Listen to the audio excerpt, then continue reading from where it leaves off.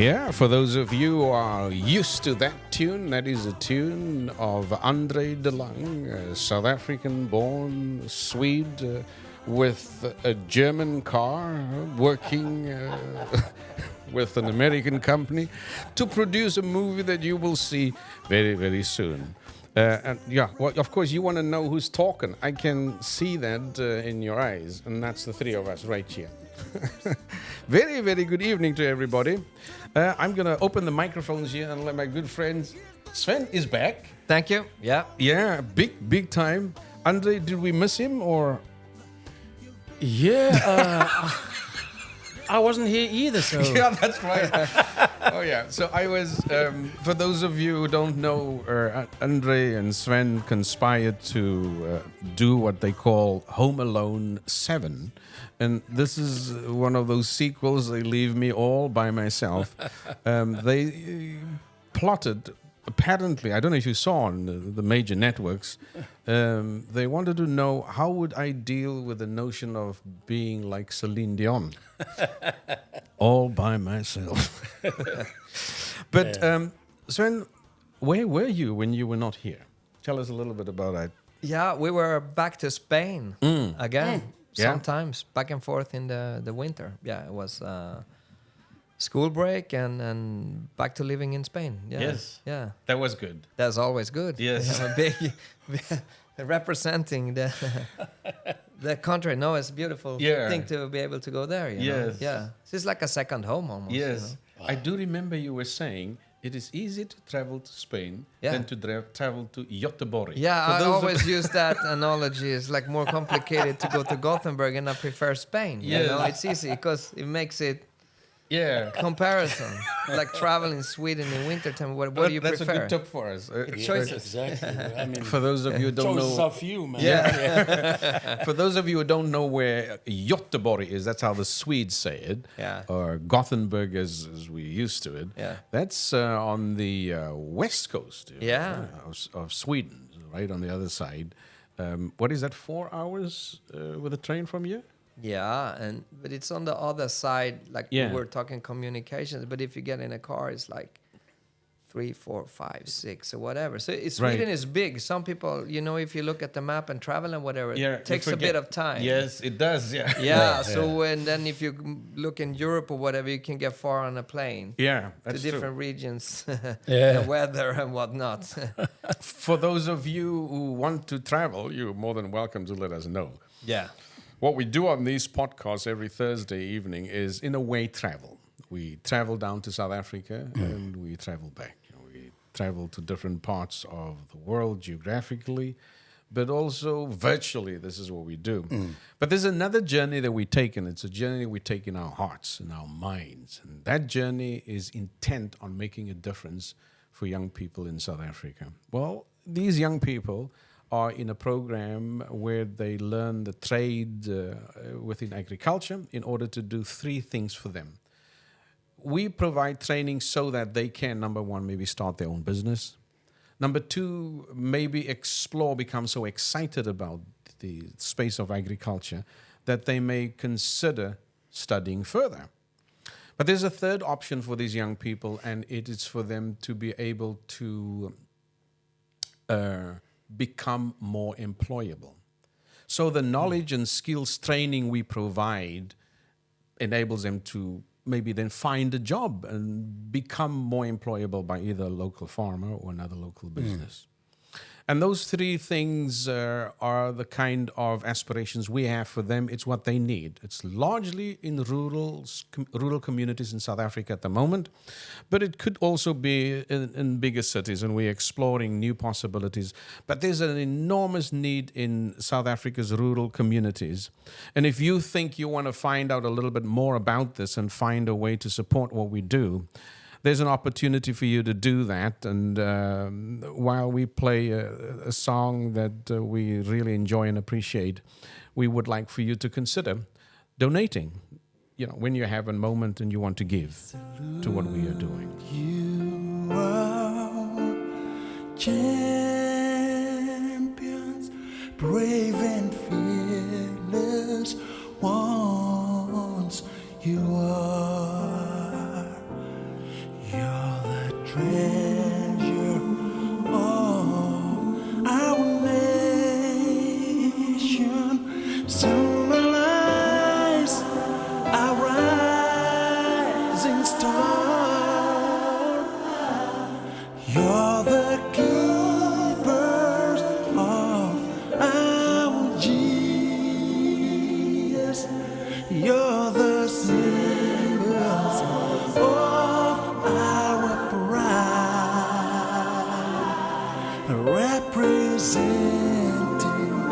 all our greatness.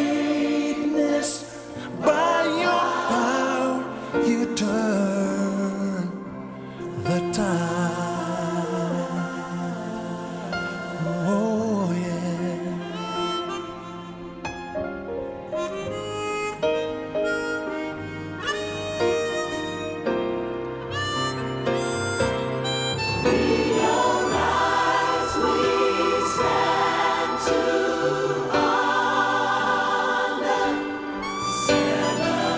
Celebrate your gift. Oh, we inspire you, inspire, making great opponents, make them fall. You are winning. Champions.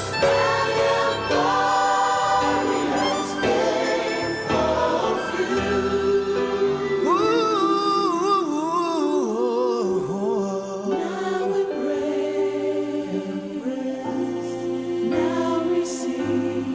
Now receive your glory.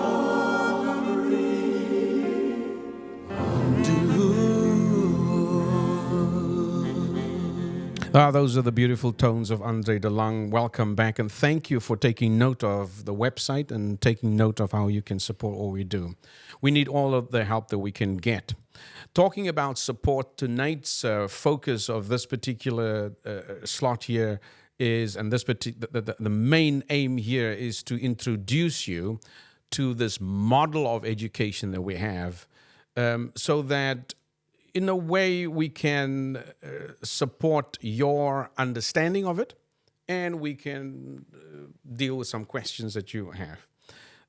Sven, when you and I spoke earlier this week about the reasons why we think we expect people to support what we do, because it's more than just a project.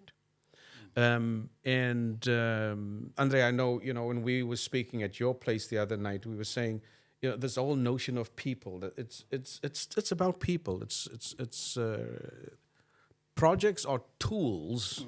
They are not an end in themselves. Totally. You had a look at this model here earlier, and I'm bringing it up on the screen now.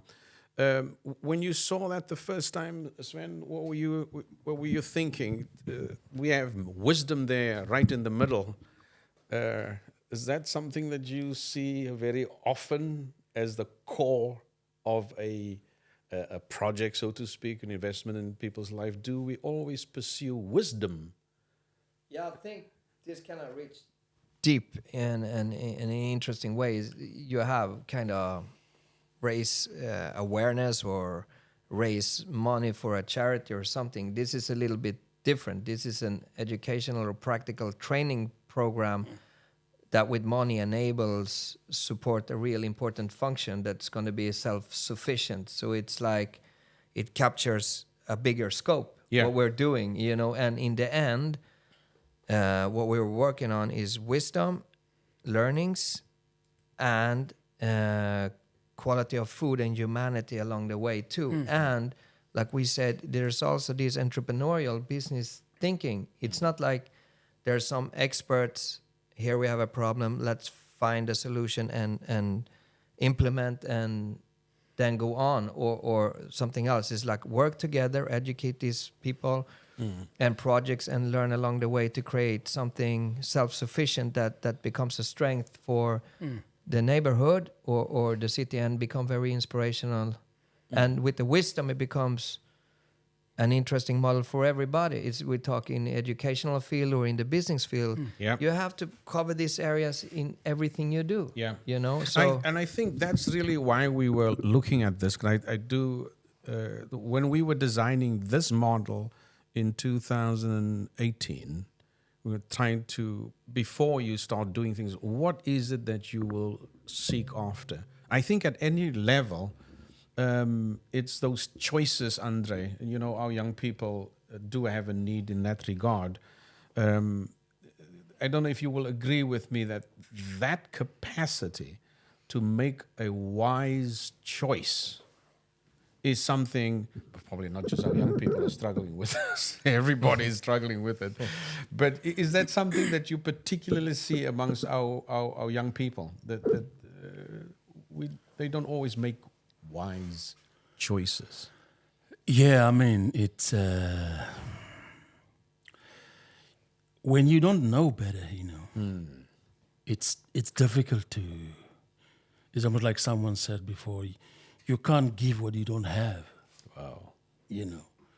So, but you have to learn to make these wise decisions, choices, and life, we all know it's tough out there, It's not easy because there are so many voices saying so many things to our young people today, and it's but it comes down to get your factual information, yes, and make a wise decision.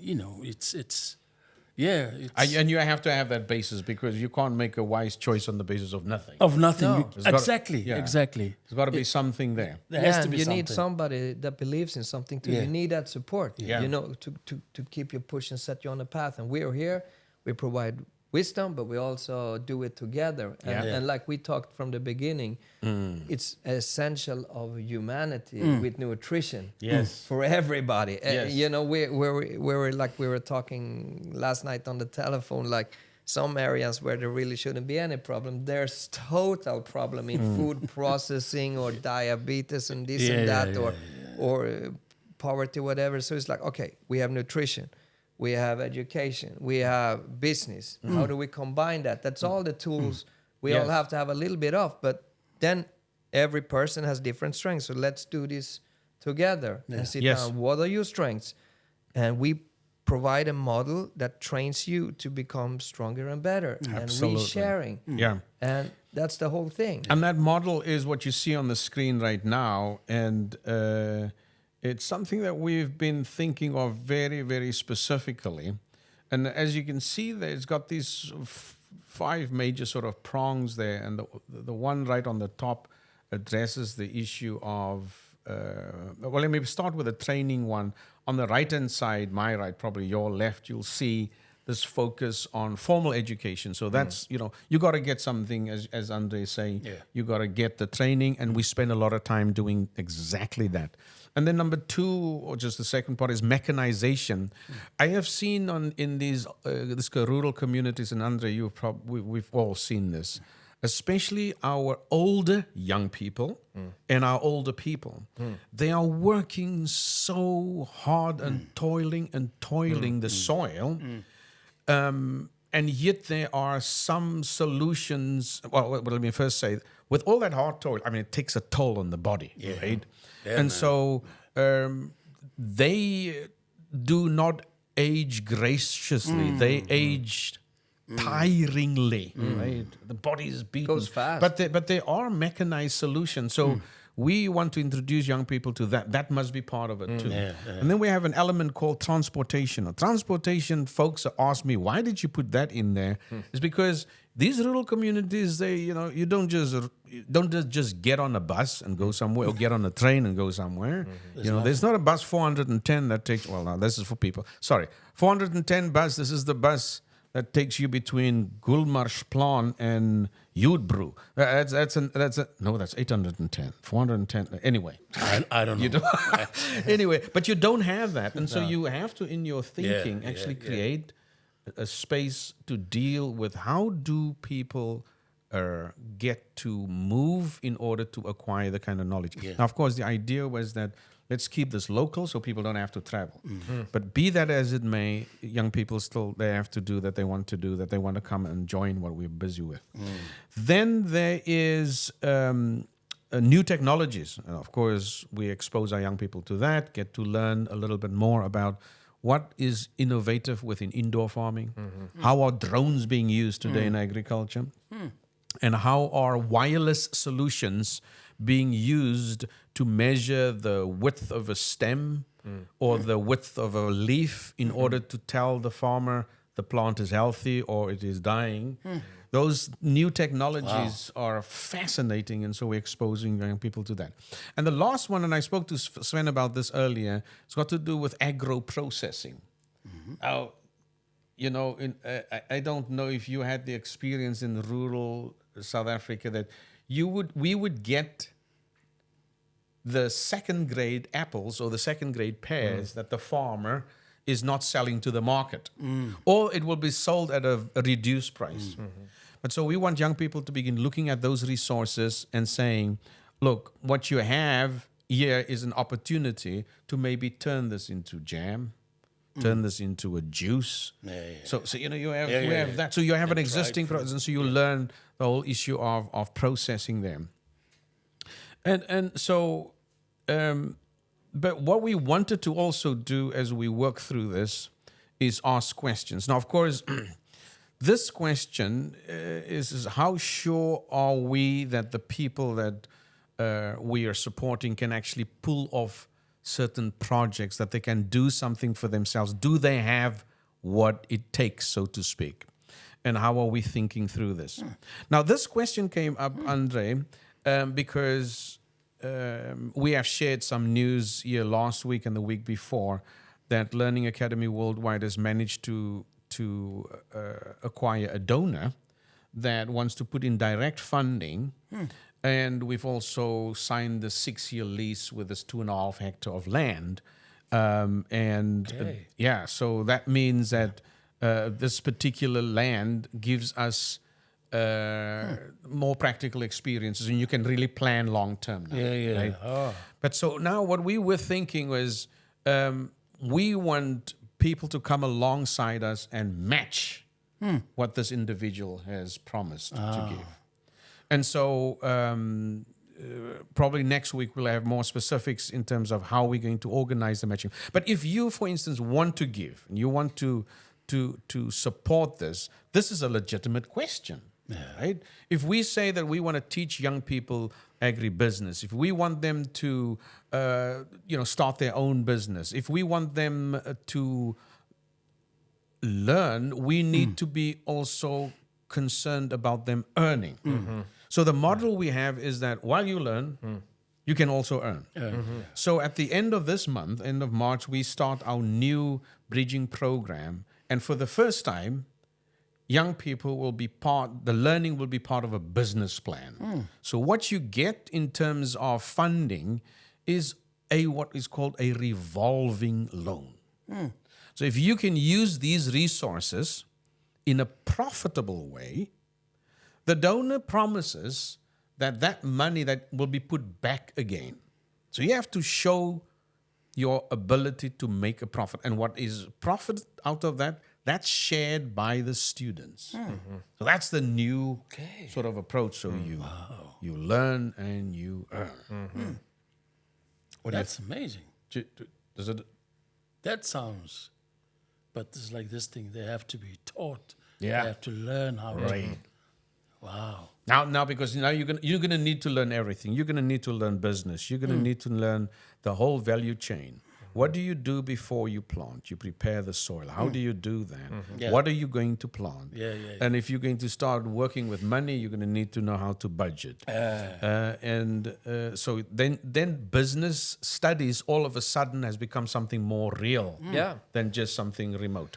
When you heard this the first time, we were elaborating on it last night. What was your first reaction? Yeah, that's part of it. It's good because it's an incentive, what you're in it for, because it's a lot of work too. Everything is a lot of work, and there could be setbacks or whatever, but the motivation is like, wow, I learned something and I gain knowledge and I provide food or whatever, but in the end you provide a business and you will see your specialty and you will feel amazing out of it. You can never take that away. And we become attracted. It's like a competition or something. Wow, what's in it for me? Really? Boom.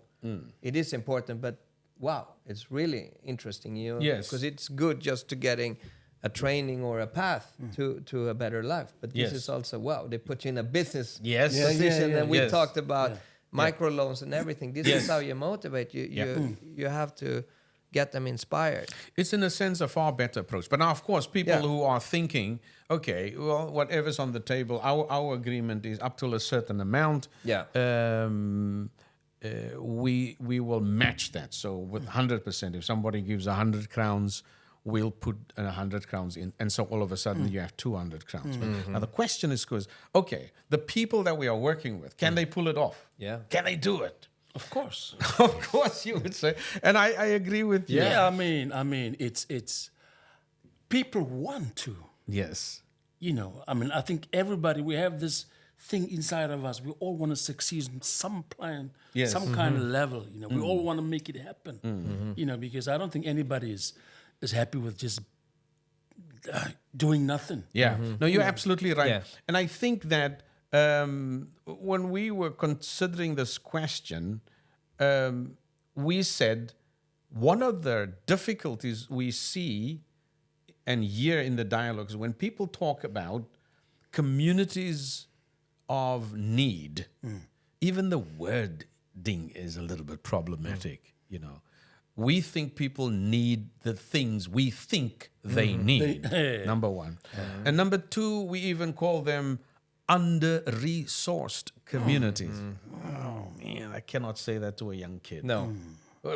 That is just, that's not confidence-inducing. No. And so we look at the communities and we say, look, there's a lot of violence and there's unemployment and there's crime and the mental health issues. We look at these communities as if they have problems. So if we go back to this question, how do we, you know, how sure are we that people will make it?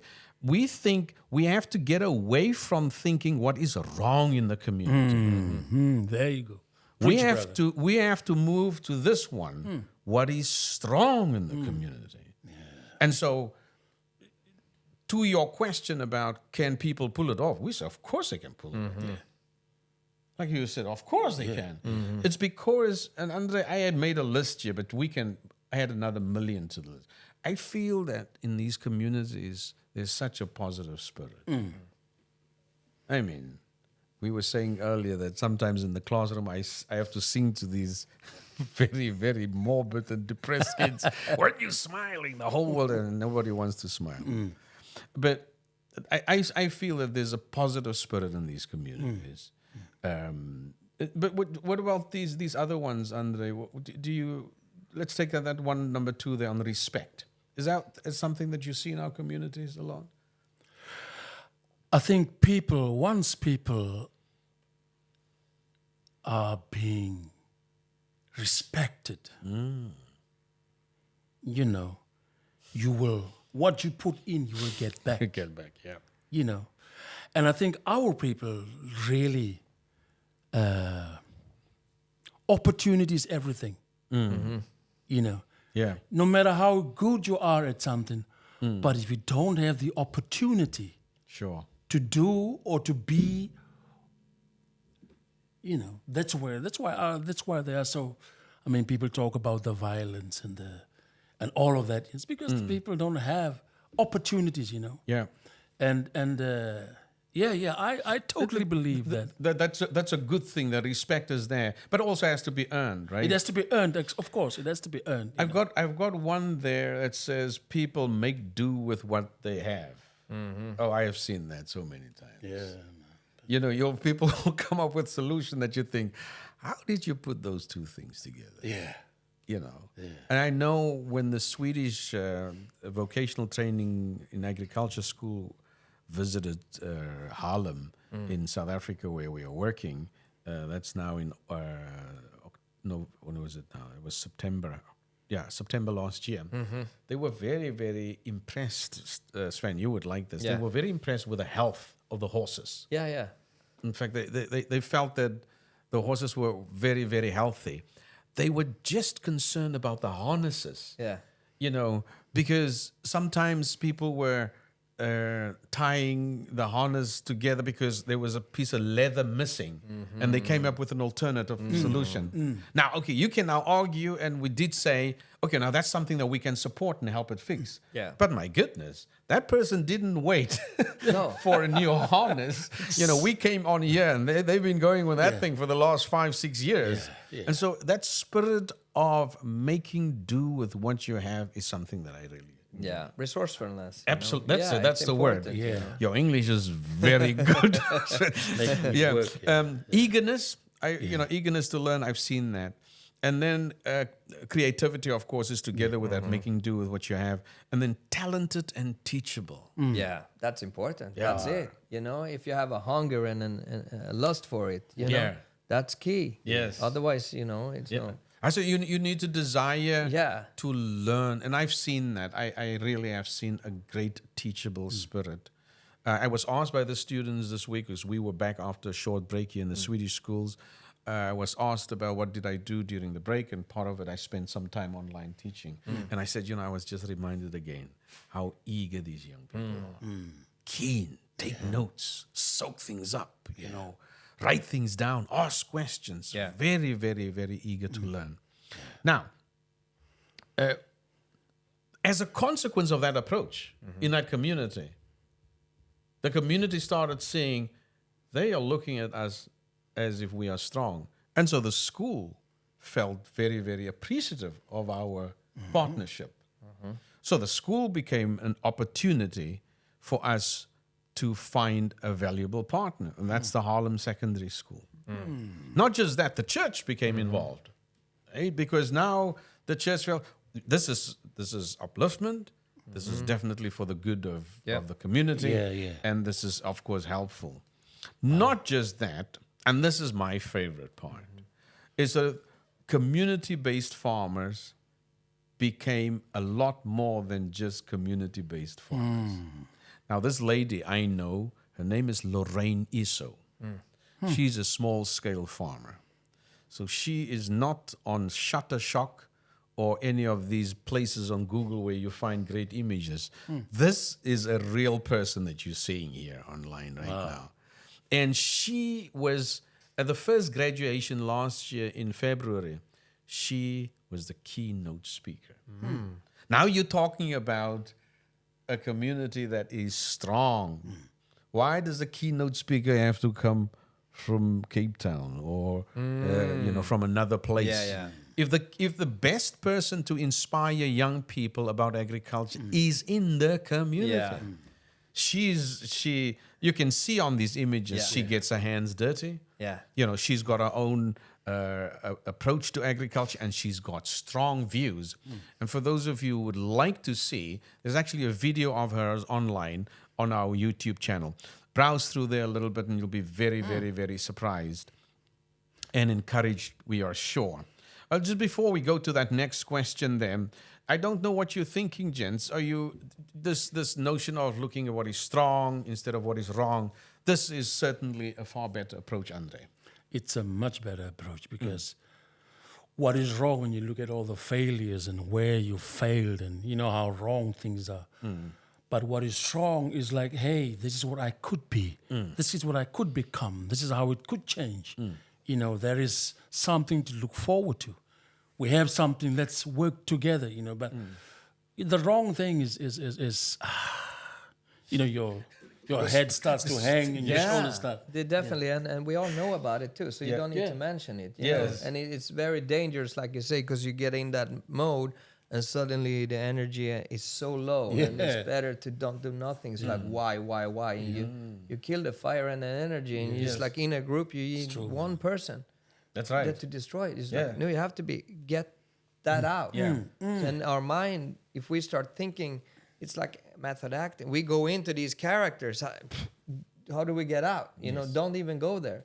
Think it, but if you start talking, power of the world and everything we say is, then it's real. Then we're here. And why, instead of step by step, using the force, careful with the word, and it's empowerment and helping out and whatever, and it's not overly positive thinking. It's just, wow, you always have to attack or think in a way that's better for you yourself. Absolutely. Why not use the best out of it? Because it's so strong.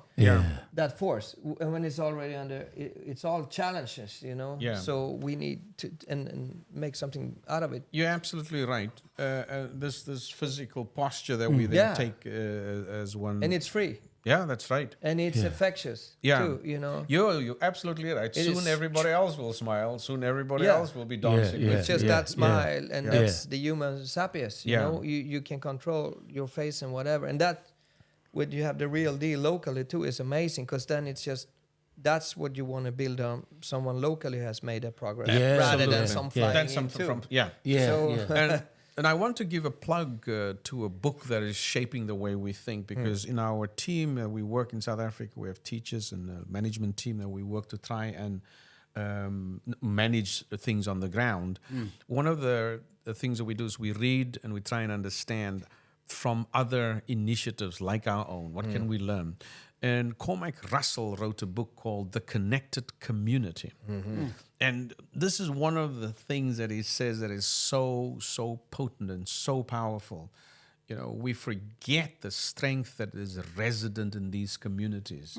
And he's seen this all over the world, not just in South Africa or in Africa. He doesn't actually write from a South African perspective, but he encourages, he's a UK based, but it's a fantastic approach. So Cormac, thank you very much for that contribution into this space. Second question, how would you ensure that the project would be profitable? I mean, we're talking about learning and earning and learning as a business model, right? But how do you think through this? What do you mean with profitability? Is it just scaling up, or is it just is passion in there as well?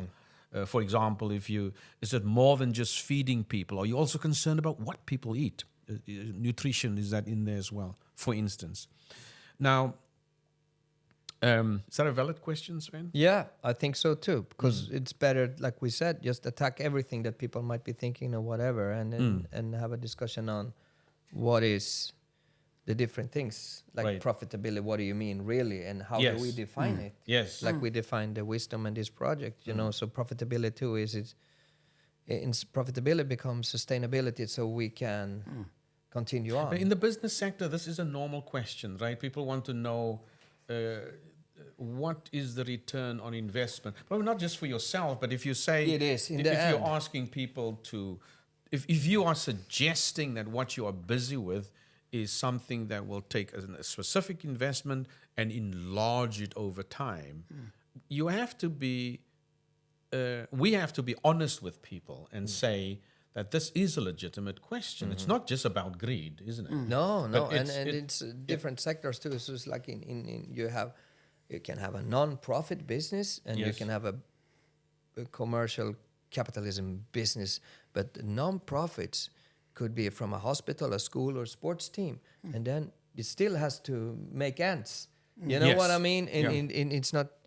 So it's cool. Profitability is not scaling up for an IPO. Even number one in anything is solving a problem.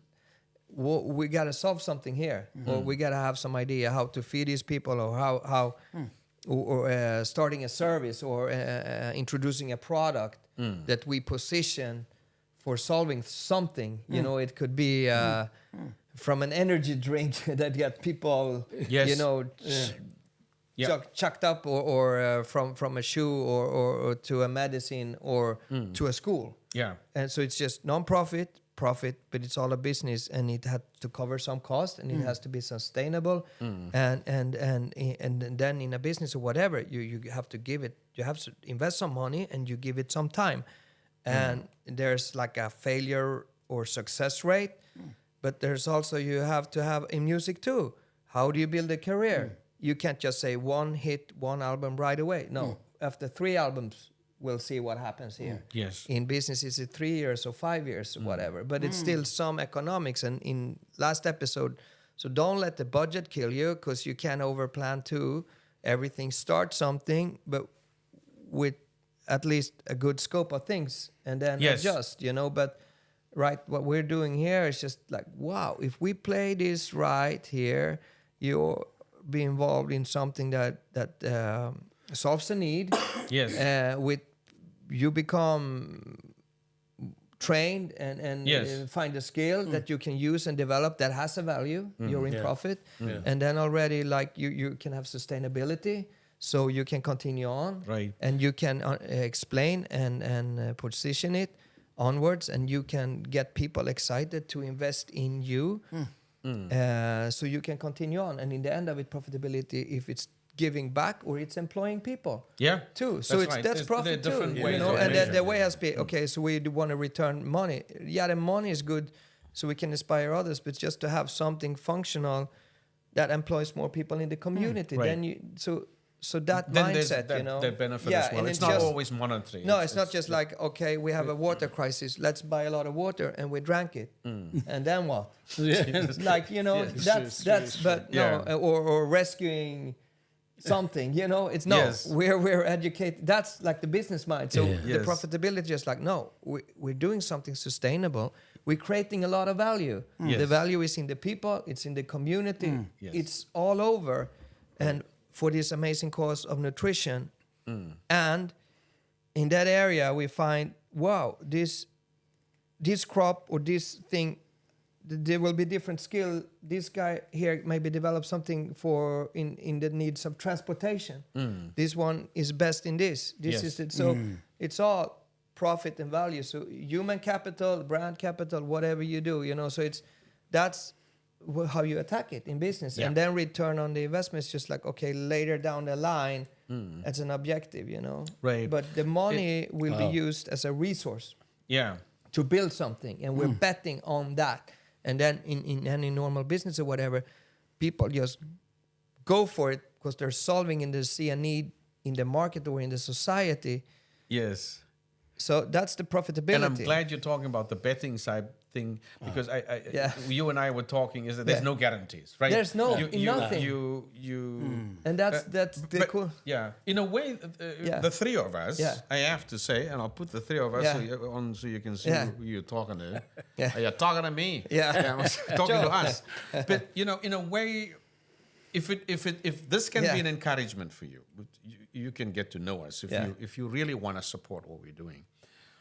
In a very grand way, since September when we met, Yeah. but then also officially when we launched this campaign in November last year, we've invested time, energy, and expertise and resources because we see the people that are benefiting from this already. So we're not asking you to help us build the track. The track is built. Yeah. There's even a locomotive on it, and there's a couple of wagons Yeah. on it, right? It's so this thing is not a start up. This thing is going. In fact, if you look closer at the information on our websites, you will see that even the European Union's Erasmus Plus program, and I'll say a little bit about that at the end. I want to say hi to some folks in Spain, for instance, have acknowledged that the kind of things that we are doing within vocational training and agriculture is really worth supporting. And they have supported the funding of our teachers.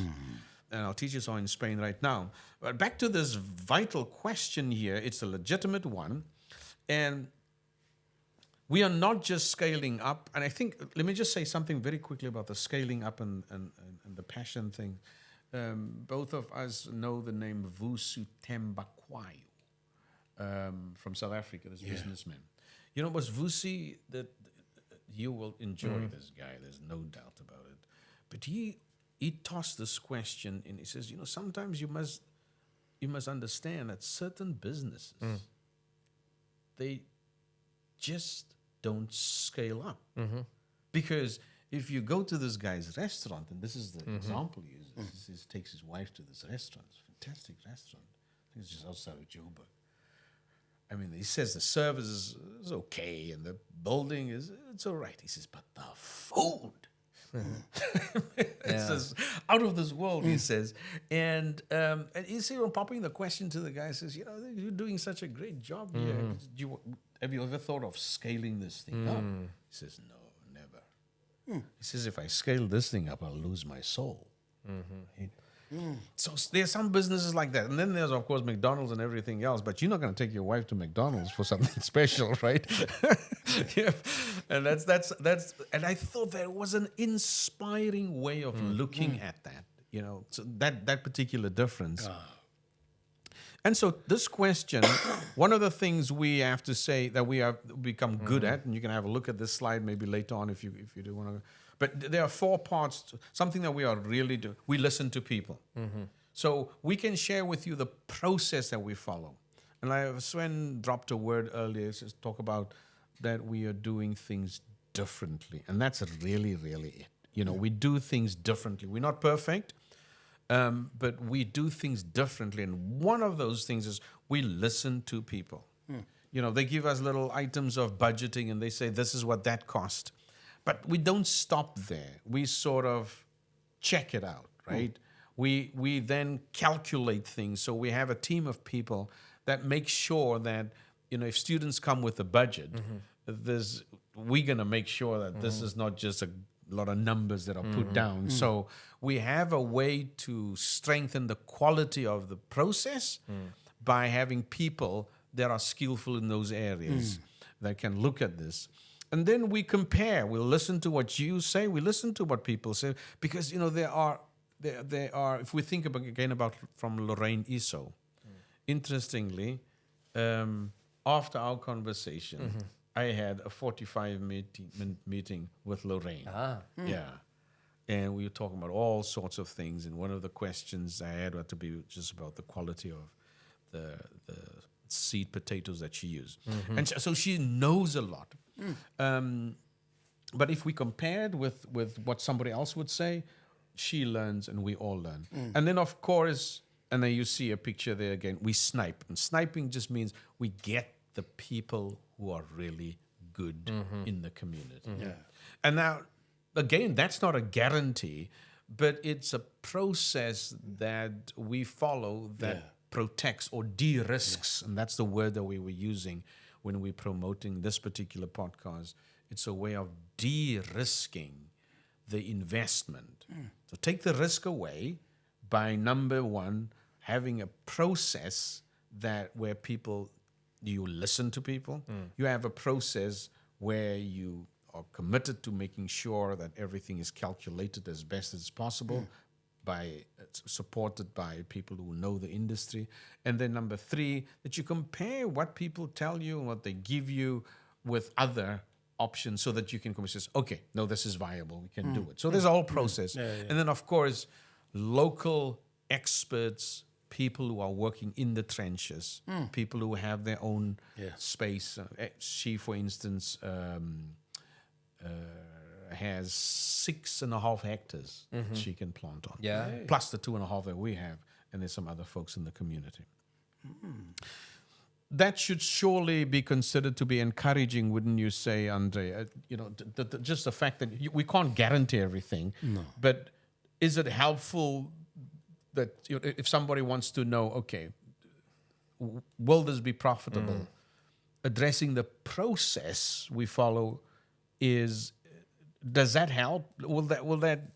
Is that something that somebody will say, that's good to know. I feel a little bit more confident.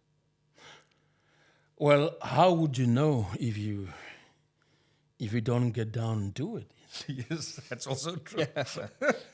It's you would never know. I mean,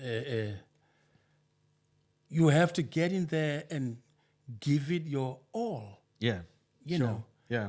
And then the chips may fall where it may, But I mean, you have to give it your all, And chances are that, this could work. This is what you've been waiting for all your life. Yes, that's true. Because we don't know, So we cannot just sit back and say, no, I'm not sure this is going to work out. I'm not sure. I don't know.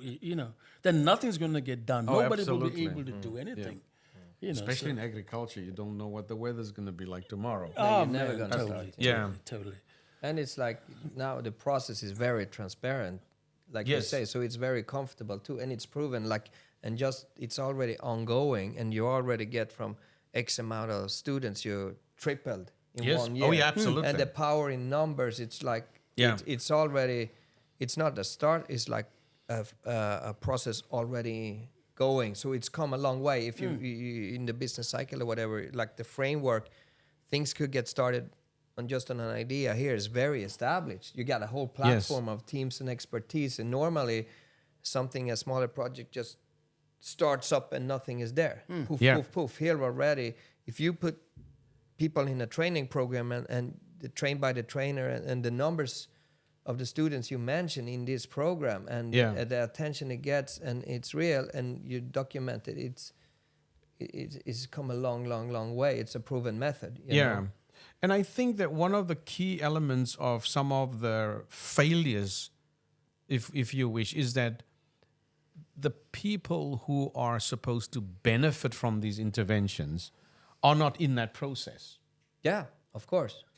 You know, everybody else decides for them. Everybody else comes up with a plan that they That think. is so true, man. Yeah. That is so true. Unless you get the people involved, Yes. it's not gonna go anywhere. Anywhere. Yeah. No, I'm quite concerned about that, and I think this is why when we think about, you know, just putting things together in such a way that it makes sense, we've got to take the people with us along on that journey, and can't just assume that you know, it will work. But I like what you say as well, Andre. We must also not be so, if I understood you correctly, so obsessed with the fact that, you know, this must work out. I think it combines with what you were saying. Yeah. There are different ways that we benefit in life. Totally create value. Yeah. With everything. And the biggest learning is the failures or mistakes. Without that, you know what I mean? It's not a failure, it's a learning. Yeah. So you have to, you know what I mean? It's just, but the power is in the process and the discussion and the framework already. But like with every attention, there's no guarantee. But why not? That's such a crucial, great setup. Yeah. You know? So there's whatever the outcome, that's more to get the green light that this feels good and you have confidence to get into it, you know? That's very valuable, because my sense is that we sometimes miss out on something because we were so focused on the monetary return. And so, you have to redefine that, just the human value and the education. As soon as you have people in school, boom, you're creating value. You know, that's it. So it's not over here. It's just you create value in everything you do. Yes. Oh, yeah, you absolutely. know, you can change. So that's the number one. And even in economic, the human capital or the brand is just, it's value creation already, and just as in numbers. And then you can actually define that in the calculations too. Right, that's you know, right. What other values? Okay. What's the value of somebody in training? And if you talk, if there's a person on the street in a bad sense or going to a hospital, you know, and now they're in a school and young people in training, what's the value of one person graduating? What's the value of this and that? That's like, you put those numbers on there. So it's a lot of value. Yeah, there's a lot more than just insisting that profitability should be followed by huge margins, and so we're not into huge margins here, but we are definitely concerned about doing things right. This is important. Now we have a team, and we want you to have a look at them. Iona Bierkes and Tarita Polakute and Leon October. They are down in Spain right now. Sven just missed them. And to the three of you, we're very, very, very proud of you, and we're very thankful that as teachers with Learning Academy Worldwide, you are holding that flag of commitment and diligence and persuasion and discipline high in Spain. You have told us that you have learned a lot. You've eaten a lot. And you've made good connections and good friends, and we're proud of that. And this team, Andre, is part of that group. There was they represent the Learning Academy Worldwide. It's part of this consortia 3 African countries and 3 European Union partners who are providing the training. Okay. And so in Spain, there's a place called Badajoz, which is close to the Portuguese border.